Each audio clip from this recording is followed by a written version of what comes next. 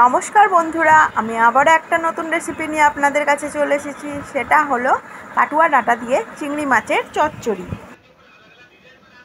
এই চচ্চড়ি রান্না করতে লাগছে ঝিঙে, পটল, কাটুয়া ডাঁটা, কুমড়ো, বরবটি, বেগুন, আলু।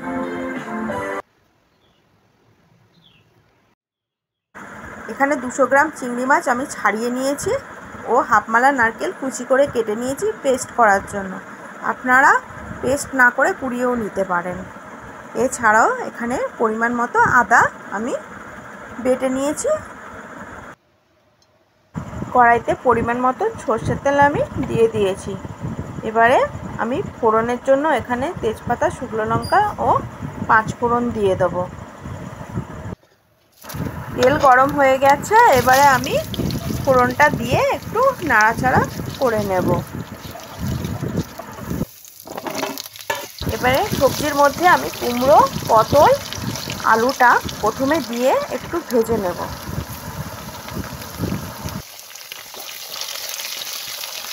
এর মধ্যেই এবারে আমি চিংড়ি মাছটা দিয়ে দেবো।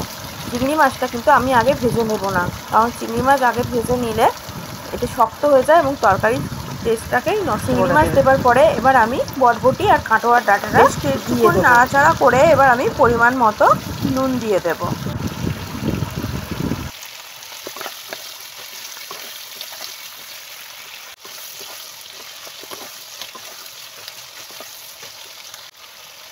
এবার আমি 7-8 পিস কাঁচা লঙ্কা চিড়ে দিয়ে দেব।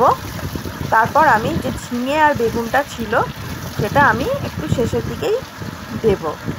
দিয়ে আবার একটু নাড়াচাড়া করে এবার পরিমাণ মতো আমি হলুদ দেব। দিয়ে আবারও একটু নাড়াচাড়া করে আমি ঢাকা দিয়ে রেখে দেব।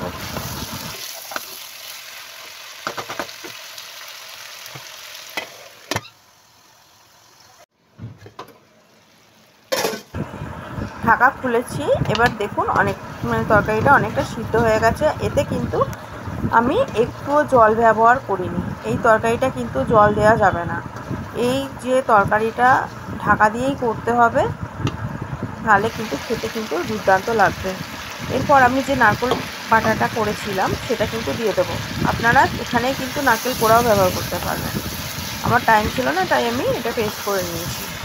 এই নারকেলটার জন্যই এই তরকারিটা এত সুন্দর টেস্ট হয়।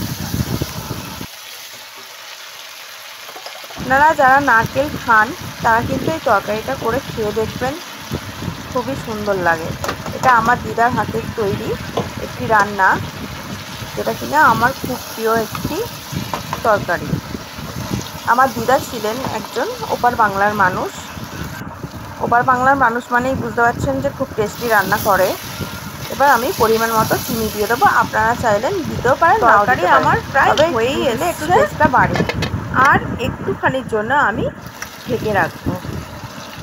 তারপরেই আমার যে চচ্চড়িটা আমি বানাচ্ছিলাম ওটা শেষ হয়ে যাবে। শেষ মুহূর্তে কিন্তু আমি এখানে আদাটা অ্যাড করব।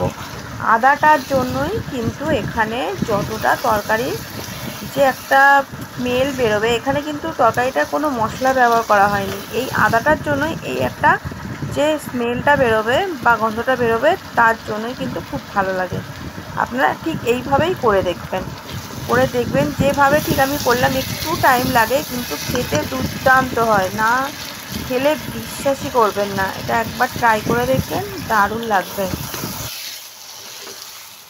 রান্নাটি ভালো লেগে থাকলে আপনারা লাইক, শেয়ার, কমেন্ট অবশ্যই করবেন এবং থ্যাংক ইউ ফর ওয়াচিং।